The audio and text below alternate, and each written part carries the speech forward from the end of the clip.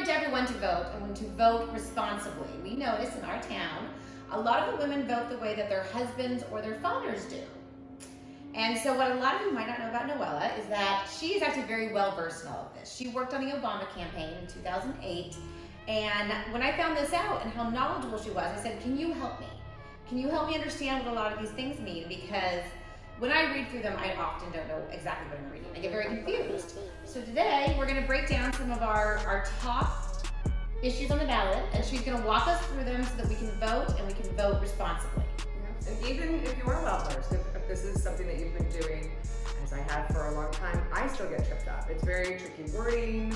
It's nothing to be embarrassed about. It's something that everyone goes through every 2 years. So this is educational even for me. I'm probably going to be learning stuff and really having to remind myself certain things as we go along. So we are in California. We're in the 40th district. So that's what we are working on. So we figure most people know who they're voting for president by this point. We have our United States representative in the 40th district. We know who we're voting for, Harley Ruda. So we're going to focus more on the propositions. So I'm going to take it over to you because you know so much more than I do. Well, and help me go through some of these. Some of them I read through and I'm like, I don't get it. Totally understandable. Most important thing is everybody in the state of California, due to Gavin Newsom's order, got a vote by mail ballot. If you've not received it yet, something has gone wrong with either a name change, an address change, and it's your responsibility. Don't wait for it in the mail. If you've not received it by now, it's not coming. So that means that you need to be going to sos.ca.gov to find out your local polling station. Polling stations aren't open till the 30th, but there is a phone number that you can contact. And they will let you know where you can vote in person if it's not too late to apply for voter registration by mail.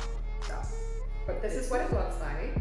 I believe they're all the same in the state of California, so we can just universally speak to ours, even though ours is from Orange County.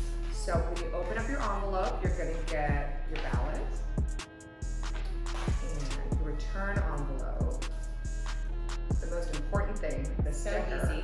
So easy. Is there a date for this has to, if you're mailing it in, it has to be mailed in by? It has to be received by the end of election day. So okay. It has to be November 3rd, but I do not recommend you do that. You need to do this as soon as possible because I'm sure you've all heard some horror stories or some horror theories that are out there, but if you want your vote to count, if you're gonna spend all this time and energy, get it in, the sooner the better, preferably before the polling stations are open on October 30th.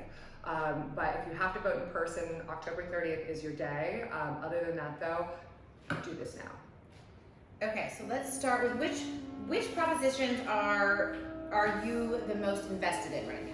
I mean, I know for me there's a lot that have to do with diversity, the right to vote, yes, those parole. Yes. I think those are the most important to me this year with the climate that we've been in. 100%. Those are the ones where I'm like, I really want to get this right. I really want to be on the right side of history. So I love it. Well, let's go straight. Let's skip straight ahead to the propositions.